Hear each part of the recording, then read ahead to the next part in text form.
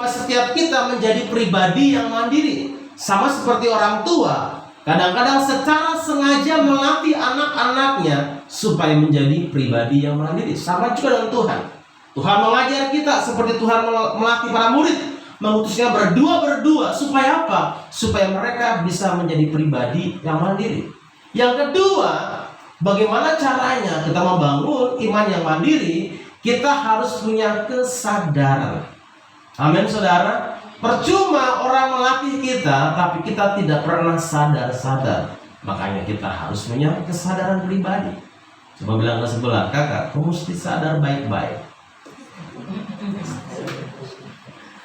Yang ketiga, kita belajar juga bagaimana kita harus membangun hubungan intim dengan Tuhan sampai menjadi sebuah gaya hidup. Bukan datang sama Tuhan kalau ada masalah, tidak. Tapi datang sama Tuhan mau ada masalah kah, aman-aman kah, tetap mencari Tuhan. Itu namanya membangun hubungan intim dengan Tuhan secara mandiri sampai menjadi gaya hidup. Tidak bisa kalau tidak berdoa, tidak bisa kalau tidak sembahyang, tidak bisa kalau tidak beribadah. Itulah alasannya. Dan di minggu kemarin kita belajar bagaimana kita melihat selama kita 3 minggu belajar tentang iman yang mandiri, kira-kira kita sudah sampai di tahap mana? Apakah kita sudah menjadi pribadi yang mandiri atau masih kekanak-kanakan? Kalau orang yang kekanak-kanakan, maka perkataannya perkataan seorang kanak-kanak, pikirannya, perasaannya seperti kanak-kanak. Kalau orang yang masih kecil, saudara, kalau ngomong sembarang saja, tidak pikir orang berperasaan, bicara saja, itu kanak-kanak. Bahkan orang yang masih kanak-kanak itu orang yang tidak sabaran, sensi, gampang tersinggung. Dan kanak-kanak pikirannya cuma di hari ini saja, tidak berpikir kepada jangka yang panjang.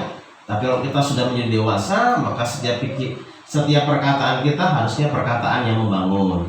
Kalau di rumah antara bapak dan mama dengan anak, itu harusnya perkataan yang membangun, bukan perkataan yang menghakimi bahkan menghancurkan. Perasaannya juga kalau mungkin orang tua tegur, ya tidak langsung ngambek. Atau mungkin kalau pimpinan tegur atau anak buah kasih kritikan, tidak langsung marah. Itulah orang dewasa. Dan kita mengetahui kira-kira selama 3-4 minggu posisi kita berada di mana. Apakah sudah menjadi pribadi yang punya iman yang mandiri, ataukah masih anak-anak? Coba lihat ke sebelah, tanya, kakak, bapak, ibu, kok sampai di mana? Masih kanak-kanak kah atau di tengah-tengah? Kadang kanak-kanak, kadang dewasa. Bisa berdoa, saudara, setiap kita adalah orang-orang yang mandiri secara rohani. Amin. Dan di minggu terakhir dalam sesi khotbah kita mengenai kemandirian iman, di hari ini kita sama-sama belajar. Ya, kita baca sama-sama 1, 2, 3. Berkat kemandirian iman. Saudara, ternyata ada berkat di balik kemandirian iman atau iman yang rohani, yang mandiri itu seperti apa? Kita lihat dalam Mazmur pasal 23 ayat 1 sampai dengan yang ke-6. Ya, mari buka Alkitab saudara di depan. Saya tidak siapkan, biasanya disiapkan, tapi hari ini tidak, hanya beberapa ayat saja. Oke, Mazmur 23 ayat 1 sampai dengan ayat yang ke-6. Bagi Bapak Ibu yang sudah mendapatkan firman Tuhan ini, bisa katakan haleluya. Masih beberapa orang ini ayat juga sudah sering kita baca, tapi kita akan lihat dari sisi yang lain, dari sisi kemandirian iman. Mazmur pasal 23 ayat 1 sampai dengan ayat yang ke-6. Haleluya. Masih ada bunyi-bunyi ini. Masih dalam tahap pencarian. Kalau sudah mendapatkan, kita akan baca sama-sama. Saya akan membacakan ayat yang ganjil dan Bapak Ibu Saudara akan membaca ayat-ayat yang genap. Ya, bisa dibuka di Alkitab fisik kita atau mungkin di handphone, yang pasti buka Alkitab, bukan buka yang lain. Oke. Tuhan gembala yang baik. Mazmur Daud. Tuhan adalah gembalaku, takkan kekurangan aku. Ia membaringkan aku di padang yang rumput hijau. Ia memimpin aku ke air yang tenang. Ia menyegarkan jiwaku. Ia menuntun aku di jalan yang benar oleh karena namanya. Sekalipun aku berjalan dalam lembah kekelaman, aku tidak takut bahaya, sebab Engkau besertaku. Gadamu dan tongkatmu, itulah yang menghibur aku. Engkau menyediakan hidangan bagiku di hadapan lawanku.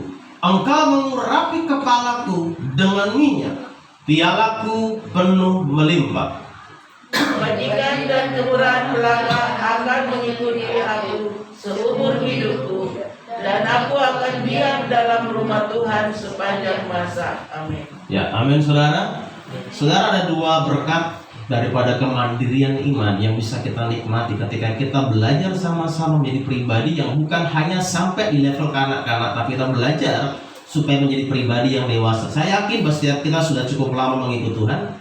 Dari sekolah minggu sudah tahu Tuhan, tapi kita belajar bagaimana jangan sampai usia kita sudah tua tapi kelakuan kita masih kanak-kanak. Lebih baik usia kanak-kanak tapi pribadi dewasa. Kenapa? Karena kedewasaan tidak diukur dari umur, tetapi daripada penerimaan akan tanggung jawab. Dan kita belajar dari seorang Daud yang sangat-sangat dewasa.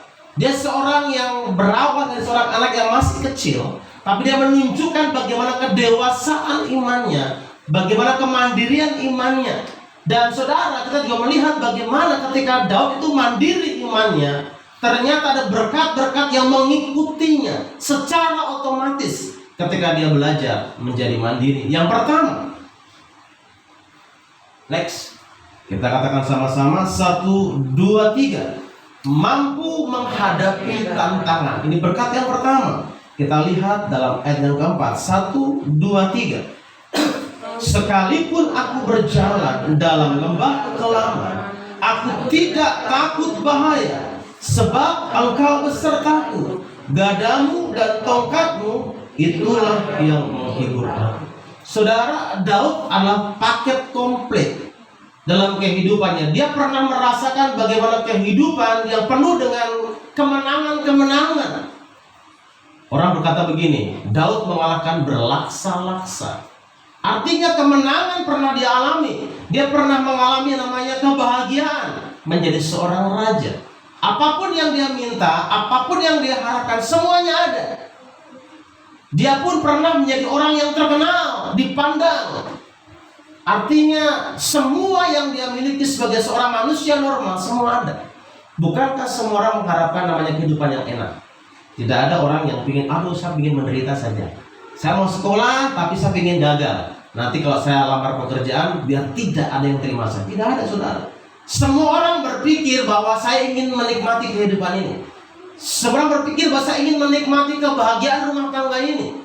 Dan semua berpikir saya ingin sukses dalam pendidikan saya. Saya sekolah bayar mahal, saya mau IP saya bagus, supaya ketika lulus sekolah langsung bisa bekerja. Itu harapan kita. Tetapi saudara, bahwa kehidupan tidak selamanya semuanya baik-baik saja. Amin. Tidak selamanya baik-baik saja. Daud itu harus menghadapi yang namanya lembah kekelaman. Seseorang yang begitu dekat dengan Tuhan, yang begitu intim dengan Tuhan, yang begitu mandiri imannya, saudara. Tapi Daud juga harus mengalami lembah kekelaman. Situasi yang tidak mengenakan, yang tidak diharapkan.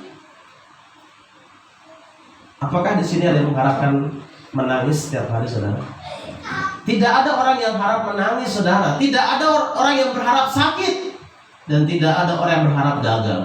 Tetapi Daud harus mengalami tantangan demi tantangan dalam kehidupannya. Dari dia kecil sampai dia menjadi orang yang dewasa secara usia, dia terus menghadapi tantangan-tantangan. Tetapi saudara, kedewasaan imannya, kemandirian imannya itulah yang mampu membuat Daud menghadapi tantangan-tantangan. Saudara, kalau kita bicara di hari ini, tantangan juga lumayan ya. Bahkan diramalkan bahwa Indonesia masuk menjadi negara yang akan menghadapi krisis ekonomi. Sudah beberapa negara yang sudah bangkrut. Sri Lanka sudah bangkrut, dan beberapa negara menuju kebangkrutan. Dan Indonesia juga termasuk Dan sekian banyak negara yang menjadi daftar akan bangkrut.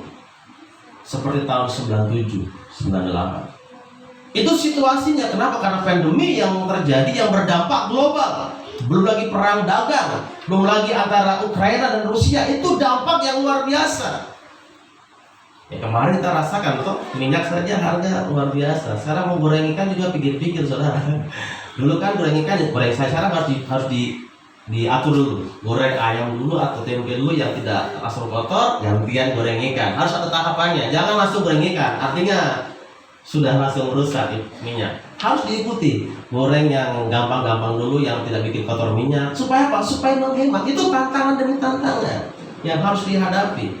Orang sekolah juga bukan makin murah, makin mahal toh. Bahkan ada sekolah yang begitu sadis. Setelah bayar di luar.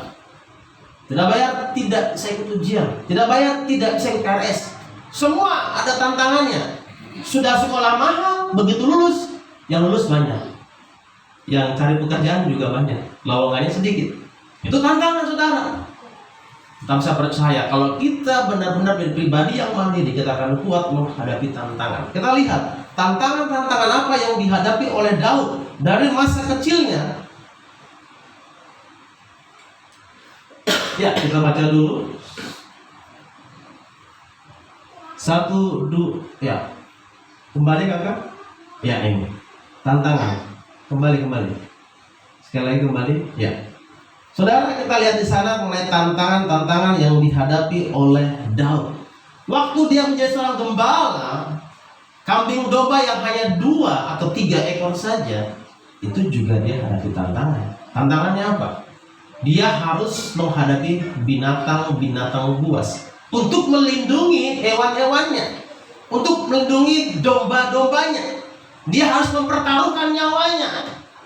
Di saat dia punya saudara-saudara nyaman di rumah, dia harus pergi ke ladang hanya untuk mengembalakan 2 ekor, 3 ekor kambing domba.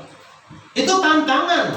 Tapi saudara Daud yang masih kecil, yang masih belia itu, secara usia, tapi secara rohani sudah dewasa di sana, dia bisa menghadapi tantangan-tantangan itu. Dia yakin bahwa bersama dengan Tuhan, dia mampu mengalahkan singa-singa itu. Dia yakin bersama dengan Tuhan, dia mampu mengalahkan beruang-beruang itu. Kenapa? Karena dia berjalan dengan Tuhan.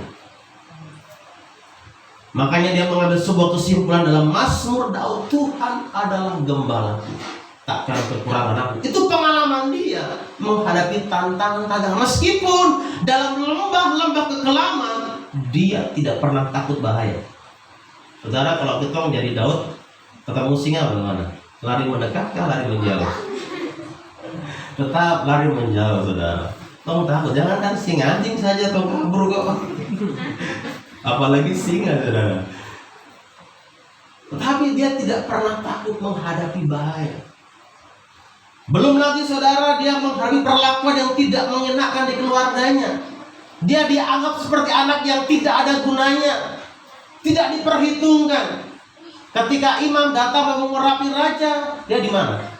Di rumah atau di ladang, saudara? Di ladang. Artinya apa? Dia tidak dianggap. Yang lain diperkenalkan. Eliab maju.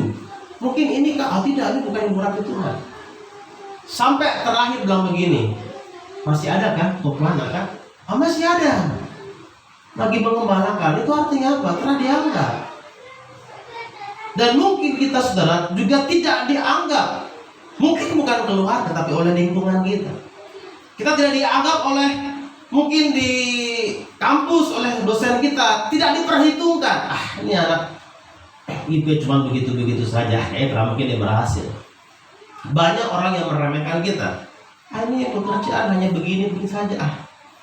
Makanya saudara jangan heran kalau dalam sebuah pertemuan kalau yang naiknya mungkin mobil duduk di depan gitu kan. Kalau yang naiknya mungkin motor kan, jalan kaki kan duduk di belakang. Beda. Itulah perlakuan dunia. Dan itu tantangan-tantangan yang kita hadapi. Dan jujur, kadang-kadang juga kita menghadapi tantangan-tantangan perlakuan-perlakuan yang tidak mengenakan di lingkungan kita. Di kampus kita, di pekerjaan kita, bahkan di rumah tangga kita atau di kompleks kita, ada perlakuan-perlakuan yang tidak mengenakan. Bahkan biasanya itu datang dari orang-orang terdekat kita. Sama seperti Daud. Saya pun pernah dengar lihat keluarga saya. Waktu saya memutuskan jadi pendeta, juga begini, pendeta makan apa? Oh, mau makan apa jadi pendeta? Oh, anggap remeh sekali pendeta. Oh, tidak tahu, untuk ini layani Tuhan Allah nih. Raja, segala raja yang punya rekening tak terbatas itu, saudara. Lo anggap remeh, itu mau jadi apa pendeta?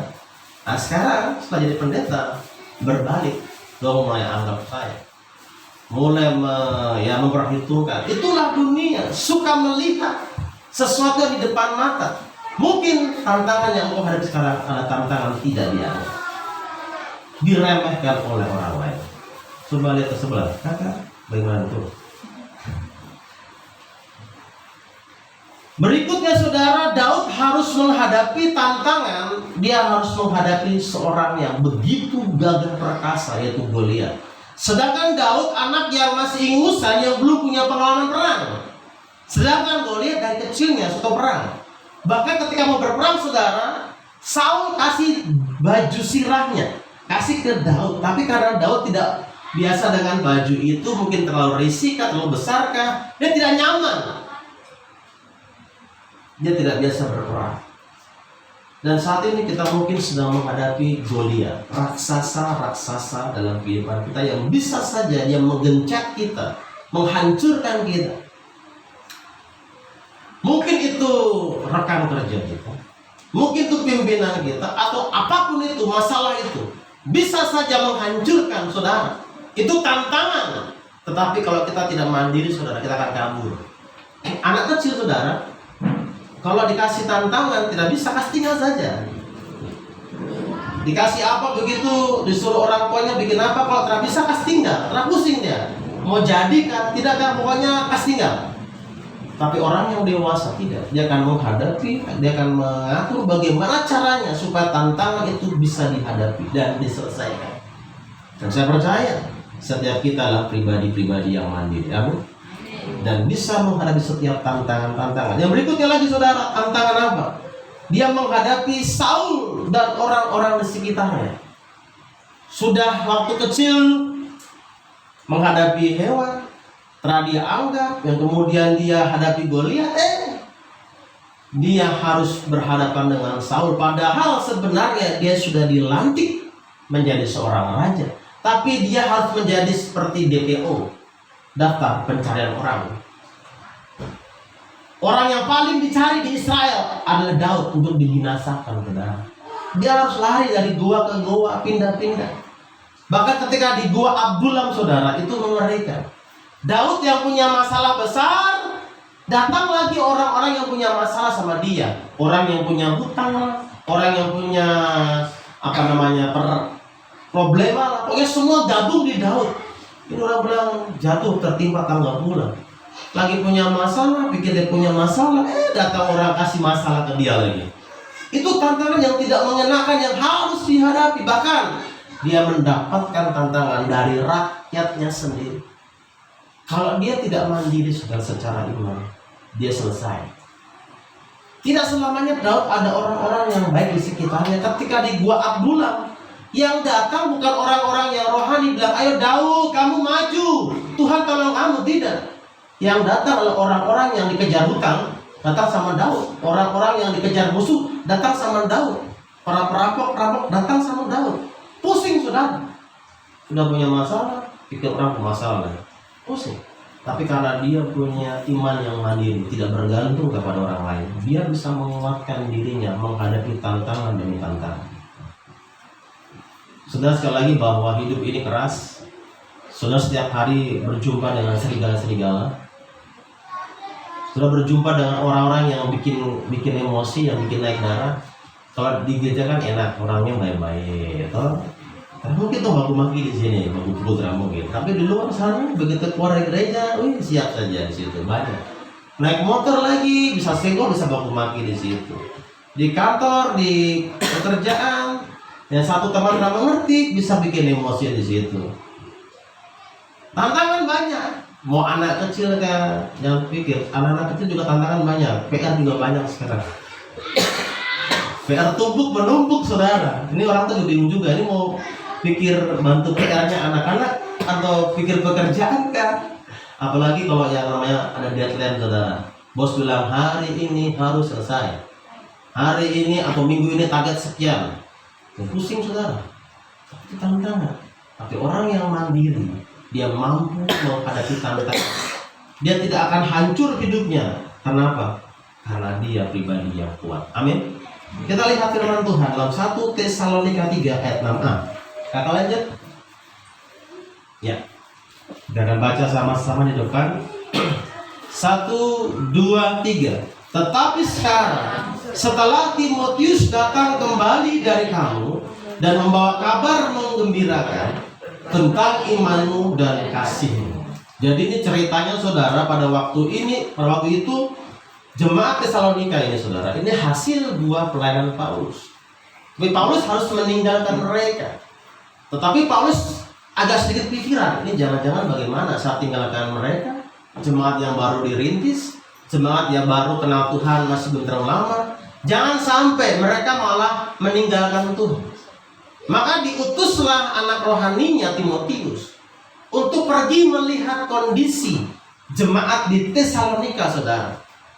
Dan apa yang terjadi itu sesuatu yang luar biasa. Ketika Timotius datang, dia melihat bahwa ternyata ada kabar yang menggembirakan tentang iman dan kasih dari jemaat-jemaat yang dilayani di sana.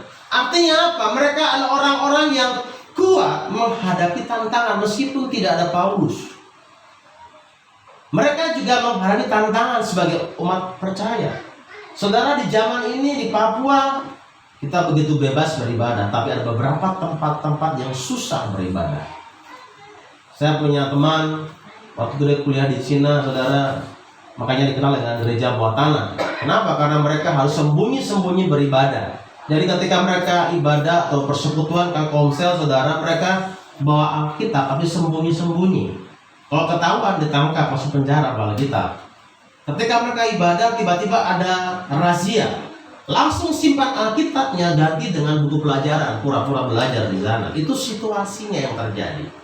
Tidak mudah, saudara. Demikian juga dengan jemaat yang dilayani oleh Paulus. Tidak mudah. Karena itu awal-awal kekristenan mulai.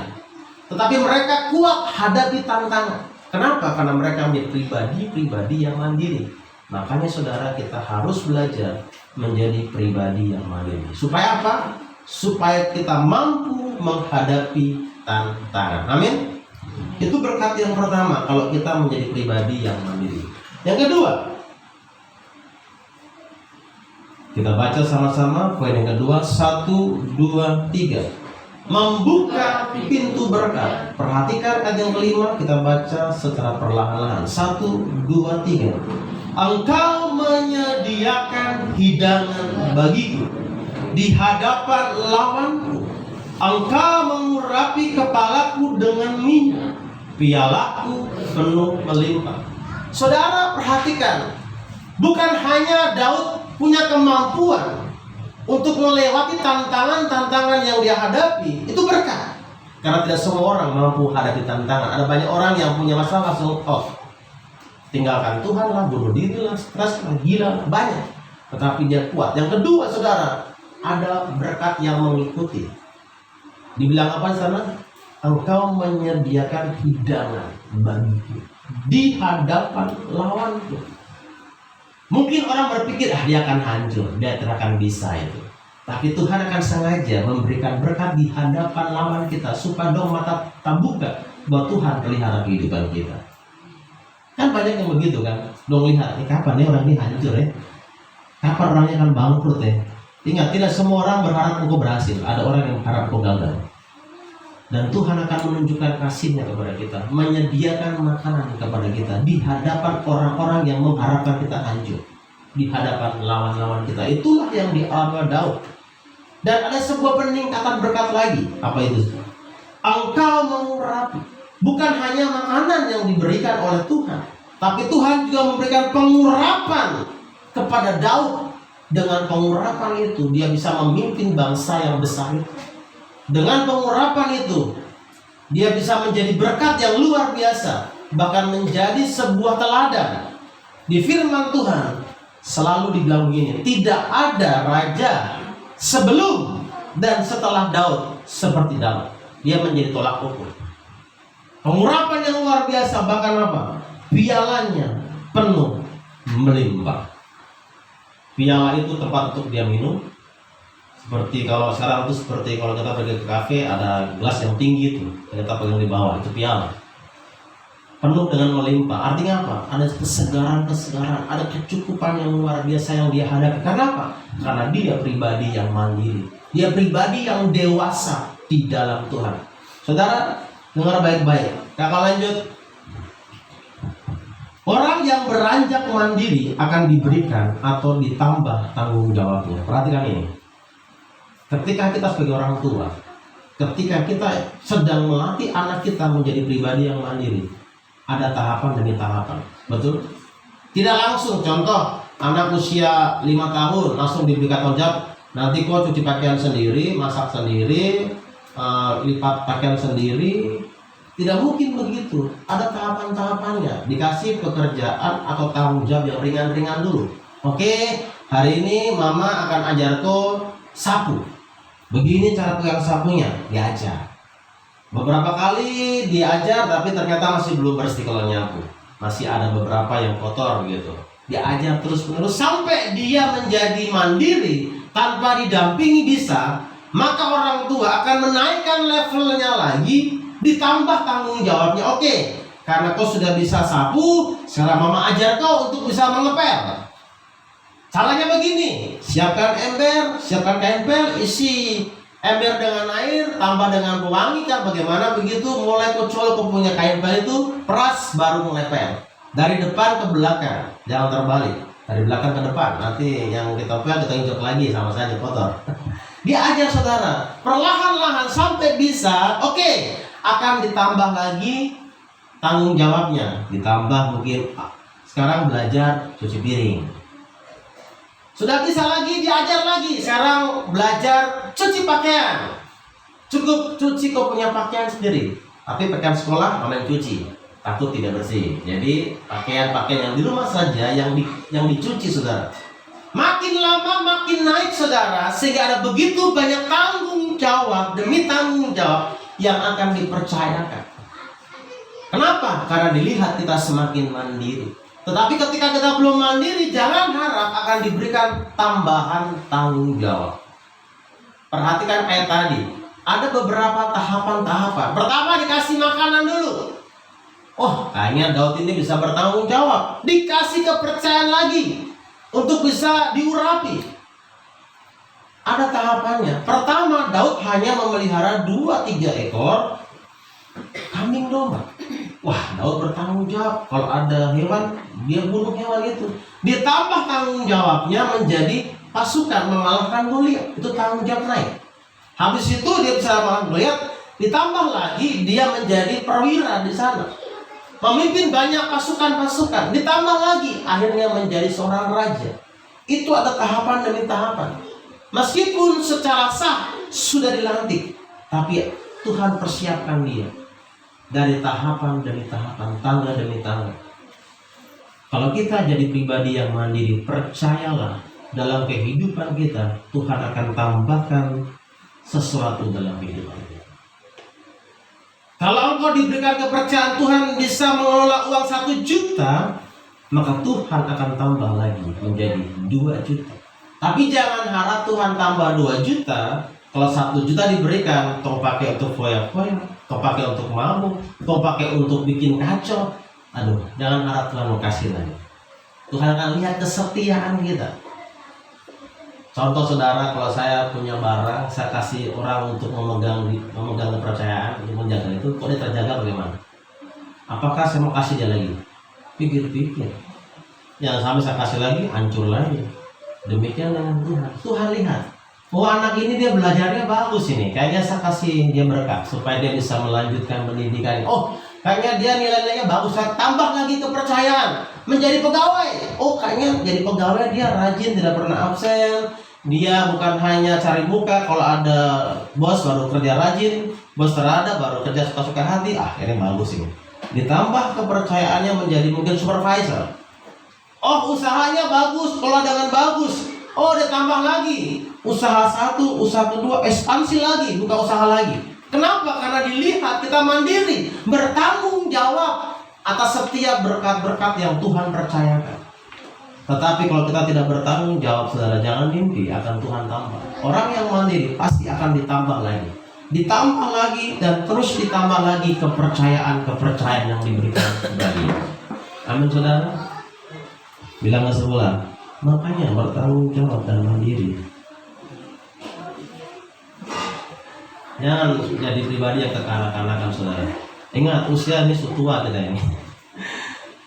Usia sudah remaja, sudah pemuda. Ya, belajarlah mandiri. Bukan hanya mandiri secara jasmani, tapi belajarlah mandiri secara iman. Datang ke Tuhan, tidak perlu diajak-ajak. Dengan sendirinya sadar, saya perlu Tuhan. Datang berdoa dengan sadar, tidak harus tunggu masalah baru berdoa. Mau ada masalah kah, tidak ada masalah kah, tetap berdoa. Cari Tuhan bukan hanya karena kalau mau melamar pekerjaan baru cari Tuhan supaya diterima pekerjaan kita waktu melamar. Apapun kondisinya kita harus belajar mandiri. Supaya apa? Supaya ada penambahan yang Tuhan berikan kepada kita, baik di dalam pendidikan kita, dalam pekerjaan kita, bahkan dalam segala aspek kehidupan kita. Nah, inilah doa saya. Kita menjadi pribadi yang mandiri, dan kita akan menikmati berkat daripada kemandirian iman kita. Mari tundukkan kepala saudara. Kita mau datang kepada Tuhan di pagi hari ini. Saya tidak tahu dengan apa yang sedang kita alami di hari ini. Kita belajar bahwa Tuhan mau menghendaki kita menjadi pribadi yang mandiri. Kita belajar juga mencoba melihat ke dalam, mengevaluasi kehidupan kita. Apakah pikiran kita masih kekanak-kanakan? Apakah perkataan kita masih kekanak-kanakan? Atau mungkin juga perasaan kita masih kekanak-kanakan? Tuhan mau supaya kita menjadi pribadi yang mandiri. Karena Tuhan menyiapkan berkat di balik kemandirian iman. Tuhan mau kita dengan sadar mencari Tuhan, bukan menunggu orang suruh kita. Tuhan mau secara sadar kita menyembah Dia, bukan saat kita sedang mengalami masalah. Tuhan mau kita menyembah Dia, mencari Dia, bukan saat kita sedang tertekan. Daud yang kecil itu belajar dari masa kecilnya, dia mencari Tuhan. Ada masa Daud mengalami kehidupan yang enak. Bagaimana Tuhan membaringkan dia di padang yang berrumput hijau. Ada air yang mengalir yang bisa nikmati. Tapi ada waktunya Daud harus menghadapi lembah bayang maut. Saya tidak tahu tantangan apa yang sedang saudara hadapi di hari ini. Tantangan dalam keluarga, tantangan dalam pendidikan, tantangan dalam usaha, tantangan di dalam pekerjaan, saya tidak tahu. Tetapi percayalah, kalau engkau menjadi pribadi yang mandiri, engkau tidak akan terlindas dengan masalah. Engkau tidak akan hanyut dengan masalah, tetapi engkau akan bisa kuat menghadapi tantangan demi tantangan. Terima kasih Tuhan Yesus, untuk 5 minggu kami belajar mengenai kemandirian iman. Dan kami juga bersyukur Tuhan telah menyediakan berkat di belakang kami. Saat ini kami datang kepada-Mu, kami minta ampun kalau mungkin kami belum menjadi pribadi yang mandiri. Dan inilah waktunya buat kami Tuhan, untuk kami sama-sama belajar menjadi pribadi yang mandiri, pribadi yang dewasa di hadapan Tuhan. Di dalam nama Tuhan Yesus, hamba sudah berdoa dan mengucap syukur. Haleluya. Amin. Tuhan memberkati.